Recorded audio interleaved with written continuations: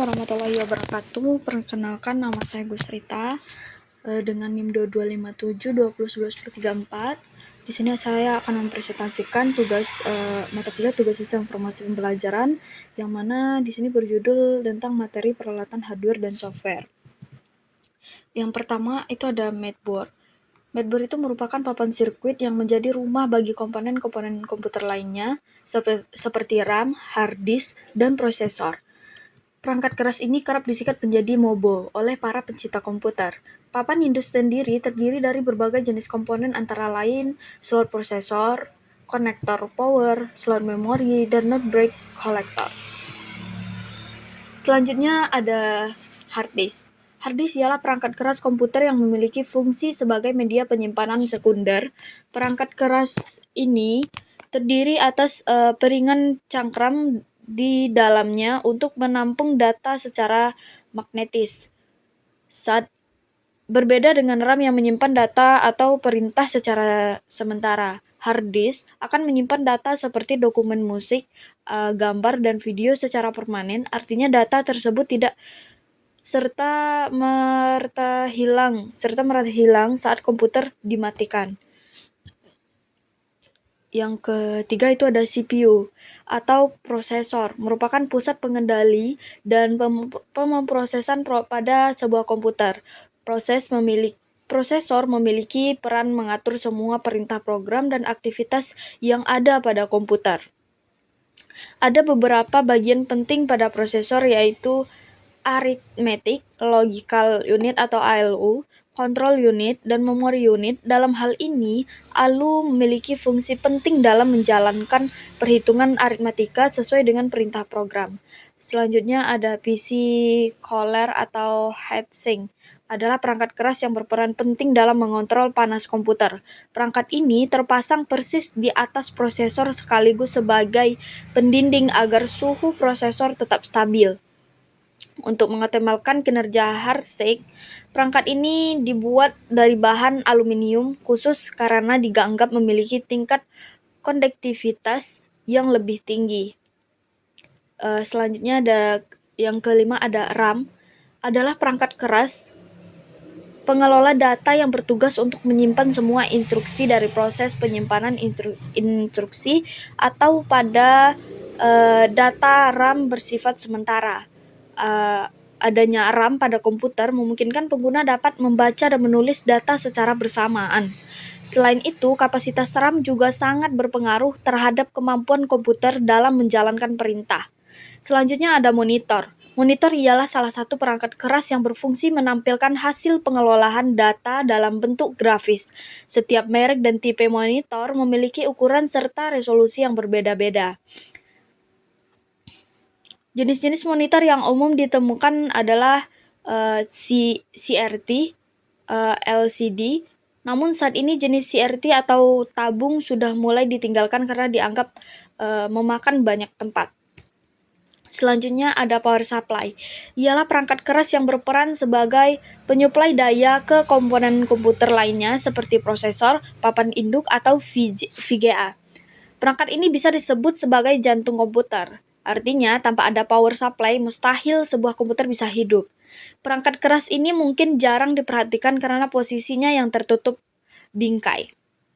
Oleh karena itu, sebaiknya gunakan power supply baru yang sesuai dengan kebutuhan karena tipe dari komponen elektronik umumnya mempunyai waktu terbatas.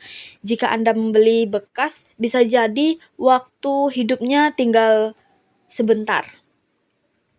Selanjutnya ada VGA, adalah perangkat keras yang bertanggung jawab terhadap mengelola tampilan grafis sehingga bisa muncul ke layar monitor. Perangkat ini juga memiliki prosesor sendiri yang disebut dengan GPU atau Graphical Processing Unit. Keberadaan kartu VGA ini sangat dibutuhkan terutama bagi seorang gamers atau desainer untuk lebih menunjang performa. Ada beberapa jenis kartu VGA yang umumnya penggunaan disesuaikan dengan slot pada papan induk. Selanjutnya ada sound card, adalah piranti yang bertugas untuk mengelola data suara atau audio pada komputer. Mulanya, sound card ini hanya komponen perangkat lengkap. pelengkap saja. Namun sekarang ini sound card sudah menjadi piranti wajib sebagai pendukung performa komputer. Selanjutnya ada keyboard. Papan tik ialah komponen komputer yang tergolong dalam perangkat keras masukannya. Keyboard terdiri dari deretan angka, huruf, dan simbol. Di dalamnya juga tersedia beberapa tombol yang dengan perintah tertentu. Selanjutnya ada proyek LCD. Adalah alat untuk menampilkan gambaran atau video pada bidang datar yang lebih lebar dan luas, umumnya berwarna putih. Adapun cara kerja dari perangkat ini dengan mengirimkan cahaya dari lampu halida logam.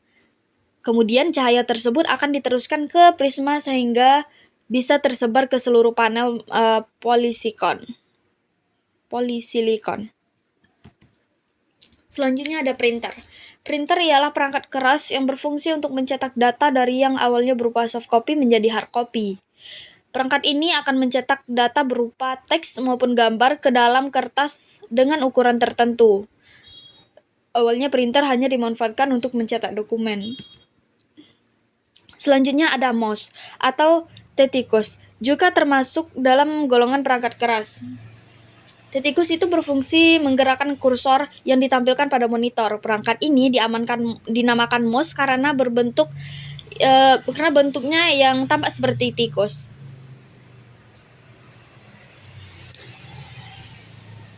Selanjutnya ada speaker. Speaker ialah merupakan perangkat keras keluaran yang terbuat dari logam, kumparan magnet, dan member. Perangkat keras ini akan melakukan tugasnya dalam memproses data dan mengolah menjadi suara atau audio. Speaker bisa berfungsi dengan baik jika didukung oleh sound card. Sebagai perangkat komputer, speaker mempunyai beberapa bagian seperti sekat rongga, magnet, membran, kumparan, dan casing. Yang keempat ada NIC adalah sebuah kartu jaringan yang berguna untuk mengkoneksikan komputer ke jaringan yang ada, baik jaringan lokal maupun internet. Selanjutnya ada perangkat lunak komputer dan fungsinya. Perangkat lunak komputer atau sering disebut dengan software ialah sebuah komponen dari komputer yang berbentuk format data, program, dan file digital yang dapat dipasang, dibaca, dan digunakan di dalam komputer. Lebih singkatnya, perangkat lunak komputer adalah bagian komputer yang berwujud file digital.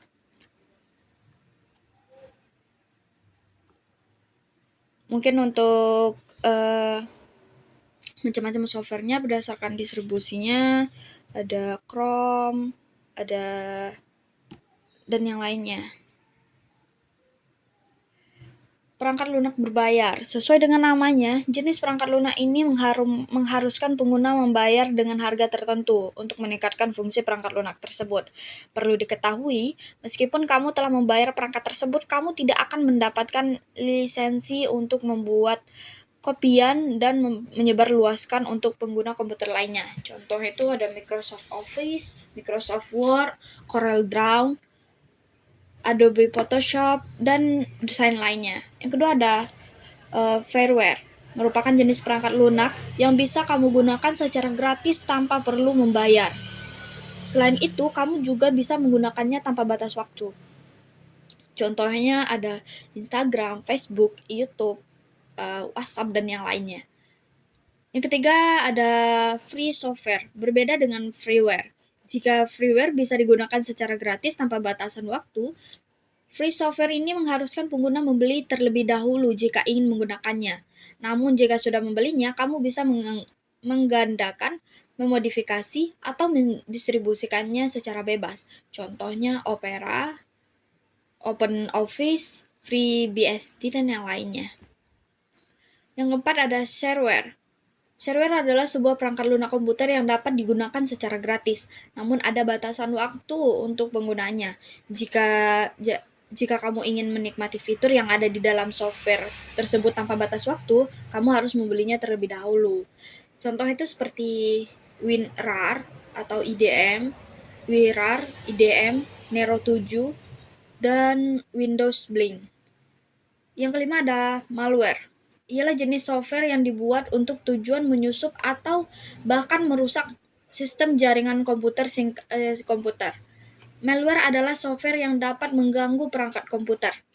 Contohnya virus komputer, software BenCos atau kata lainnya yang bisa mencuri dari data dari komputer orang lain. Mungkin hanya itu. Saya ucapkan terima kasih. Assalamualaikum warahmatullahi wabarakatuh.